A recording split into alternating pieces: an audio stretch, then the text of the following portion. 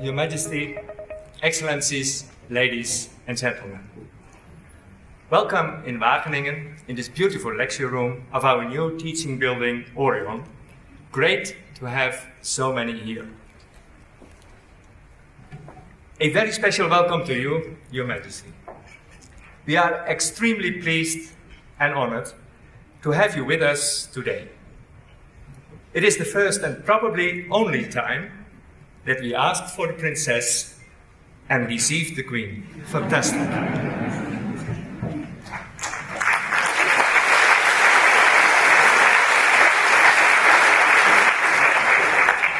Also, a special welcome to our keynote speakers, Mr. Henk Kamp, Minister of Economic Affairs, and Mr. Jason Clay, Senior Vice President, Market Transformation of the World Wildlife Fund. The theme of this year's opening is responsible growth. Economic growth is important to improve people's prosperity and realize a better quality of life. Food and agri is an important growth area, as the demand for food strongly increase in the coming decades, especially for animal protein. At the same time, the impact of the production on natural resources and the environment should be minimized. More with less, so to speak. For that, productivity and efficiency is key, and that is exactly what the Dutch sector is good at and known for, and for what we are being asked to collaborate from all over the world. Therefore, I've chosen this time to highlight our international activities. These activities require much hard work from many people. Work that is not always visible to everyone and therefore easily overlooked. Work that altogether made up almost 80 million euros of our total turnover of 660 million last year. Let me start with the EU, where we are active in more than 450 projects in the FP7 funding program, the highest number of all in the Netherlands. Last year, it brought in as our part over 40 million euro project money. These projects are typically carried out with partners from 5 to 10 countries, offering an excellent opportunity to strengthen our network. With one such a partner, the University of Hohenheim, we extended our mutual collaboration during the Royal State visit to Germany just before summer.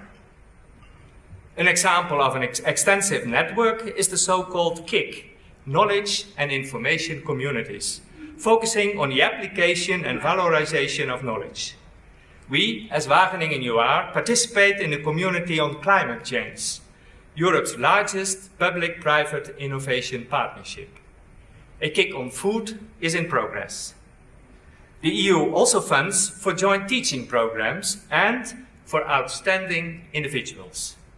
Last year, it was Professor von Stams from our microbiology lab who received the prestigious Advanced Research Grant of 2.5 million euros for his excellent scientific work. This all makes us well prepared for the upcoming Horizon 2020 funding program, supported also by the top sector policy of Minister Kamp. Worldwide, we have projects running in over 90 countries. In some, only one, in others, many. Most of them have been initiated and are run by individual professors and researchers and focus primarily on the development of knowledge. Based on this network, we are building up a growing number of joint initiatives that focus on the implementation. For us, an important growth area, especially for our applied institutes. And together with private industry, this is a growing export market for our economy. These are the initiatives for which we have people on the spot to participate in the local developments and establish long-term relationships. The first one to mention in this regard is in Chile and concerns a center of excellence in food. This center is aimed at improving the quality and valorization of important Chilean products such as fruit, vegetables and fish. We run the center and participate in the projects. The center started in 2012 with a 30 million euro program and is well underway. The foundation for this initiative was laid in 2009 during the state visit of the then President Bachelet. The second one to bring to attention is China. Here we have had projects running for already many years. In the past few years, the demand has increased considerably as China's #1 priority is food security and food safety. 2 years ago, we received the mayor of Beijing, thanks also to the mayor of Amsterdam, whose visit has led to an agreement on a €15 million program. The first project in this program focuses on the dairy sector and is about to be signed between Beijing City, the Chinese Agricultural University, Royal Friesland Campina, and us. Another project is the joint Sino-Europe Agricultural Development Center in Fujian province, focusing on applied research and located in China at the Wageningen Road. And later this month, we will sign an agreement with the Chic Group in Shanghai on providing training courses for the private industry through our Wageningen Academy. An area of increasing importance to us is the Middle East. 2 years ago, we received a €2.7 million project in Saudi Arabia to develop an agricultural info center using our Lei Institute as an example. This project is going very well, and the second one of 3.9 million on greenhouse horticulture is about ready to start. And earlier this year, we were asked to submit a bid book to the Emir of Qatar for the design and development of an agro-green city, an enormous project of 100 square kilometers. Qatar wants this project to be the showcase for food and agri under difficult climate conditions. This might become by far our biggest project abroad if approved, and offers great opportunities to team up with private industry. The next example is based in the US and called the Sustainability Consortium. This market-driven initiative was started some years ago by Walmart and now includes 80 leading international food and non-food companies, including companies from the Netherlands such as Aalt, DSM and Unilever. The initiative aims at improving the sustainability of consumer goods based on scientific knowledge through the life cycle analysis approach. It was ranked last year in the US top 10 of world-changing ideas. We lead the European office, which was opened in 2011 by Queen Maxima. WWF is also participating. Another area of expansion is Eastern Europe, where we are active in the Russian Federation and more recently also in Turkey.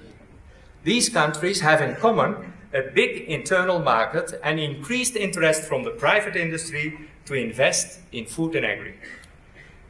They often have an infrastructure in place, but lack the knowledge and experience in the domain, and therefore are far behind our productivity levels and quality standards. That is why we focus here on education and training and on very practical management support in the field. And then there is Africa, the continent with which we have a long-standing and extensive relationship. Each year we teach hundreds of African students in Wageningen, and we have a large number of projects running on location. Traditionally, these projects were funded by government agencies, but for some years the Bill and Melinda Gates Foundation has become a big sponsor. And more recently, private donors from the Netherlands stepped in.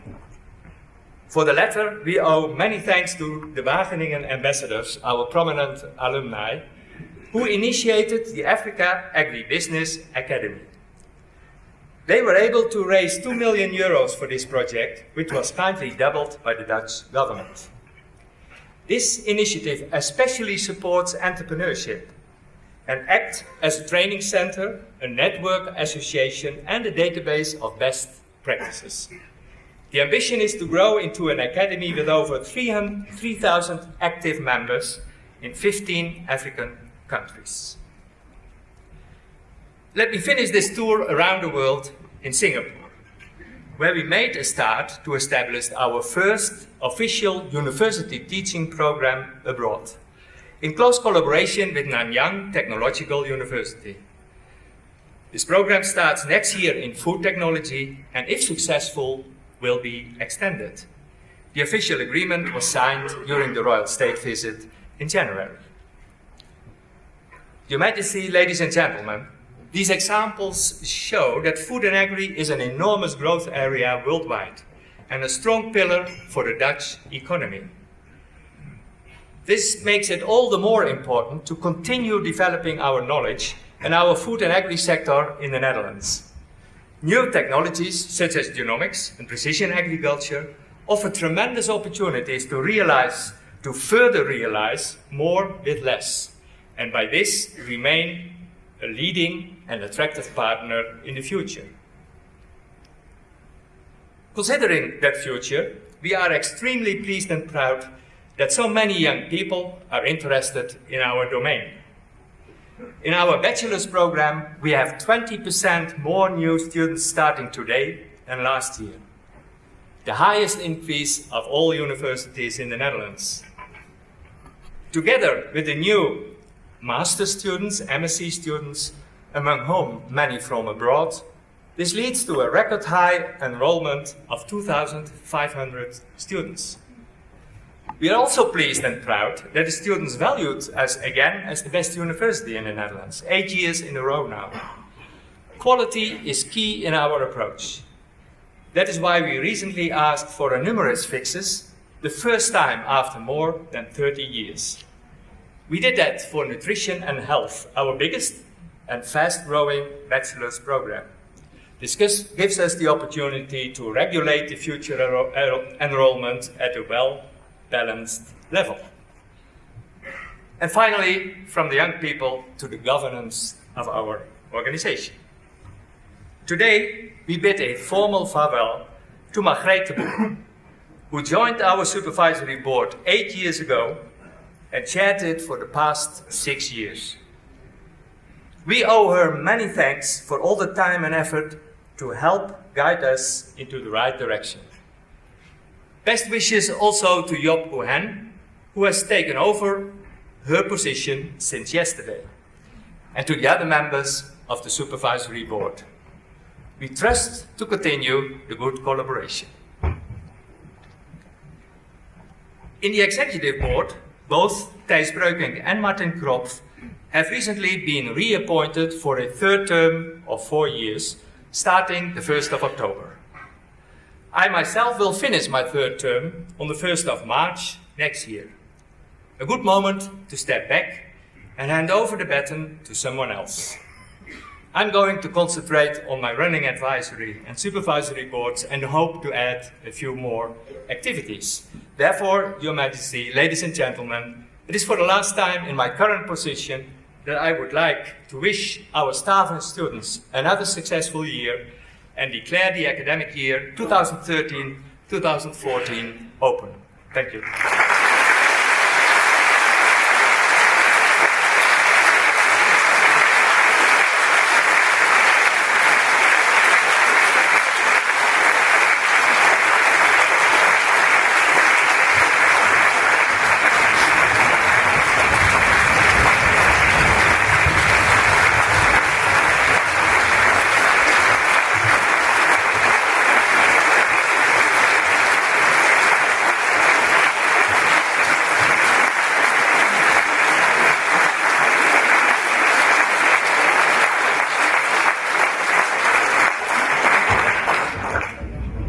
Thank you very much.